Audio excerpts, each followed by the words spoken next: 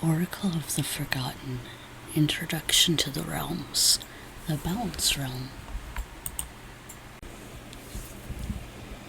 It's been mentioned that there is a place known as the Balance Realms. They are sometimes referred to as the Chaos Realms by those who aren't too familiar with them. They've also been referred to as the Silver Lands and the Shadowed Lands. These areas have become contested after the fall of the Council of Balance, and have been war-torn and half-wild ever since. When entering the Old Gate, those who traveled to these realms first found themselves in a circle of stones surrounded by the trees of a great forest.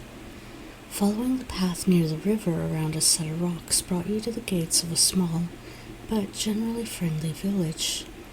Long ago, there was a visitor's center of sorts here, but with the gate sealed, it had been repurposed into an inn and medical center for the locals. Those who entered were often greeted by either a guard or one of the local healers, a tradition that went on until the closing of the ancient gates. Most people now enter the Balance Realms through gates in either the dark or light realms. Long ago, these lands were a refuge for outcasts, hybrids, and any creature that didn't quite fit in or feel comfortable in the realms of light and darkness. They also stood and still stand as one of the more common places for humans to dwell when they aren't in the physical planes of their own world. It was long ago that the Balance Council fell. The other two claimed it was destroyed from within. The real story was quite different. Unlike the other two councils, the Balance Council had treated the people as equal, often meeting with them. They welcomed strangers and travelers to come and go. The two main councils had 13 members, while the smaller Balance Council only had 7. Over time, it was revealed that the council had fallen in an arranged assassination, although no one knew who ordered it. What was well known is that the other two councils benefited largely from the situation. The fall of the council left all the realms within its power without leadership. Each side sent in groups of soldiers in an effort to seize more and more of the lands. A white-haired stranger traveled through, refusing to state his name. Eventually he told them if they must call him anything, to simply call him Wanderer. During his stay in the lands, he started to destroy entire armies from both sides. Before long, the attacks became less and less frequent. He realized that he could not leave these people without a defense. He gathered a group of surviving guards into the old training ground, a distance away from the old council halls. There were many races of creature, but he told them that that should not matter.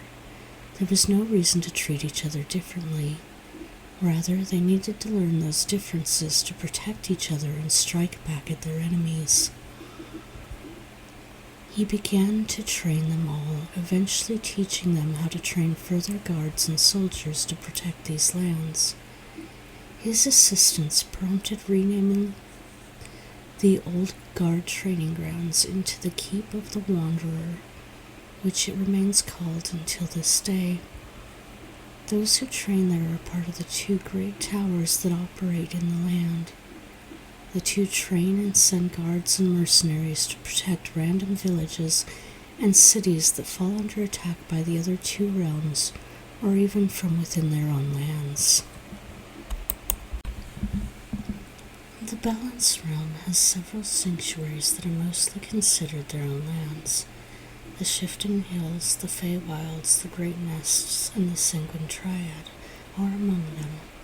Mixed amongst the many regions are small outposts of both elves and dwarves, who've hidden themselves away within the lands in their own communities, mostly interacting only as necessary with outsiders. The Shifting Hills is occupied by beastmen with human-like traits and behaviors. Many can shift between an anthropomorphic beast form and an animal form. There's a chance this might be the source of legends of werewolves among other shifting races. However, they're substantially different from most of the stories spread around by mortals these days.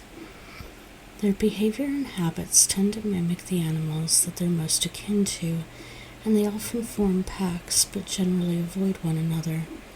They exist in peace under a set of alliances that were originally formed well before the councils fell. The Feywilds is presided over by the fairy councils and divided into sections by them. The land was gifted to them as an ancient agreement and has not been bothered much since then. The Fae have further divided themselves by their habits, hobbies, behaviors, and general alignments. The Great Nest is a dragon nesting ground.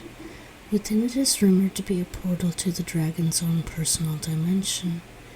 It's well known that adult dragons are rarely seen unless they are in their early nesting seasons. Often it's occupied by younger dragons and can be quite dangerous to those who are unfamiliar with their ways. They're not unintelligent beasts, far from it. The young are reckless and arrogant and prone to attacking outsiders.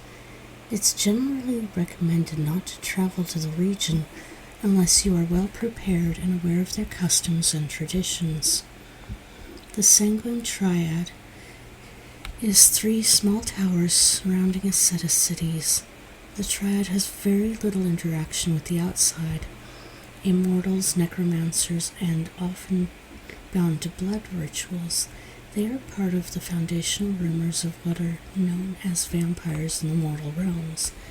They are also far different than the stories seem to suggest, and are best off avoided. They generally do not like outsiders and often prefer to terrify and torment those who wander into their lands, in the effort to spread this reminder that they no longer wish to be bothered with the living.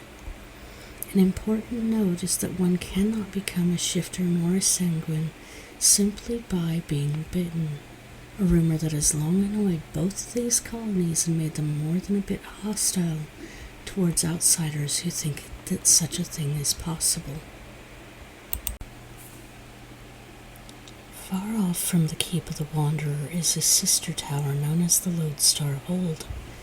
Between the two are various landscapes, cities, smaller kingdoms, and gentle farmlands.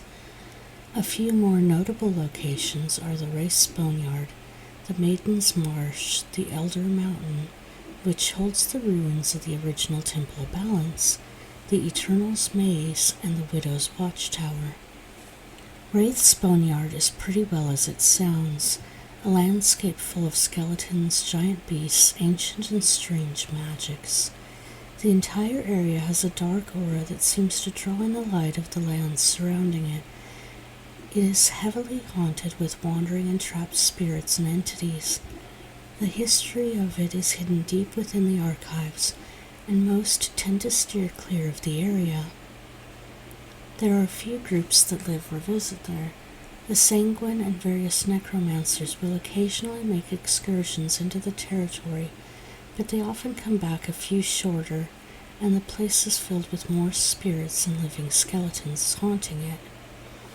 Within the center of the boneyard is a cathedral, strangely refusing to deteriorate as quickly as other buildings in the area. Few have seen it up close. There are many statues in the surrounding grounds. While the spirits around will observe anything, they refuse to say who went through and destroyed nearly every one of these statues, even so far as to scratch out the names and sometimes the dates written upon them. They were an old tribute to something or someone that has been erased with time. Maiden's Marsh is said to have formed by the tears of a god. Wild herbs and flowers grow everywhere. While it seems peaceful from the outside, there are wild beasts and living plants that would readily eat a person who wasn't paying attention to their surroundings. If one ventures deeply enough into the marshlands, there's a clearing with a lakeside. A house built into a tree seems to burn eternally, never destroying but completely unsafe to approach. The fires are hot enough to melt the metals of armor and even the weapons of those who come too close. It's said that even a dragon could not enter the building, although that might just be a rumor. Either way, it seems no one has entered the building in a very long time.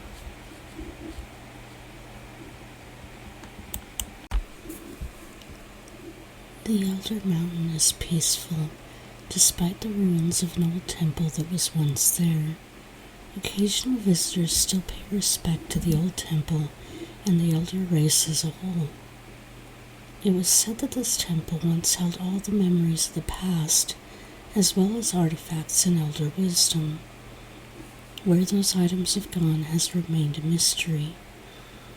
The ruins themselves may still offer their own secrets, but if they do, they've remained undiscovered for so many ages that they are lost to history. The Widow's Watchtower is a tower and small village standing in a plain of flowers and nearby farmlands and orchards. It's said that the flowers never die, springing through the snow in the winter. The trees and fields and vines bear fruit all year round. The village itself operates as a hospital and school for healers and alchemists. The original owner of the tower started a hospital during the Old War, and for 1,000 or so years continued to teach and instruct both healers and alchemists until her eventual death. Lodestar Hold is a castle overlooking a river with a tower nearby. It operates in much the same way as the Keep of the Wanderer, but there are clear differences. The Keep of the Wanderer trains guards in physical techniques that use natural abilities and enhancements as a way of perfecting the art of warfare. They are highly skilled and highly trained warriors. Every so often, a white-haired stranger will appear in the lands and cleanse away any corruption within the tower and its guard. They are an at-will army, wandering the lands and protecting the peace and freedoms of the Balance Realms that were promised to the people here. The Lodestone Hold is a more magically based facility, training an army of spell swords with a similar purpose. Their goal was to light the way, teaching the old magics that were long denied humanity and restricted by the other races. Their fighting styles may utilize some from the Keep of the Wanderer, but enhance and expand them with a variety of magic fitting the soul and abilities of one warrior at a time. Both have training centers for healers, alchemists, blacksmiths, and tradesmen. Both have a makeshift government that helps with making decisions and enforcing the old laws that were laid out long ago by a race called the Elders. During the time following the slaughter of the Council of Balance, a vast war had covered the entire of the realms. Those from the Balance realm were proud of their way of life and fought valiantly to keep their sanctuary away from the light and dark. In those days, many were killed, thankfully reincarnating into the same realms. The lands surrounding the old council halls are still stained with the blood of the fallen. Of the council itself, it's said only 2 remain: the pale queen who wandered those lands, and a strange, quiet soul who happened to be absent on that day. The rest fell into eternal sleep, and would never be seen nor heard from again. On the walls of what remains of the council hall, a cryptic message rests in the blood of the fallen. Once fallen will rise, once broken will restore, in the elder's eyes to be whole once more.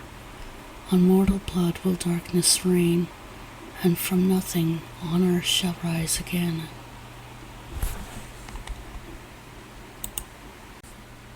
This message has been investigated many times. However, the truth of who wrote the message and why has fallen into the lost spaces of history. Somehow, the writing still remains untouched by the weather and ages of time, a memory and a warning to those who enter the remains of the building. The dark halls still rest near one of the entrance gates from the mortal realms to the balance realm, though those old gates have been out of use for a long while now. Some say when the veil was raised they were sealed to prevent travel into the lands once known to protect the humans. What the future holds for this realm is still unknown, but perhaps someday they will rise again from their ashes to become a haven for all those who wander there. The guards and keeper of the land do all they can to bring safety to the residents and visitors, even those simply passing through. We watch and wait now for the rest of the truth to reveal itself, while truth seekers often go to the oracles of the land seeking hidden knowledge on the future of all the realms. Those answers lay hidden in dust and memory, and it's up to the people to weave their own fates for the time being.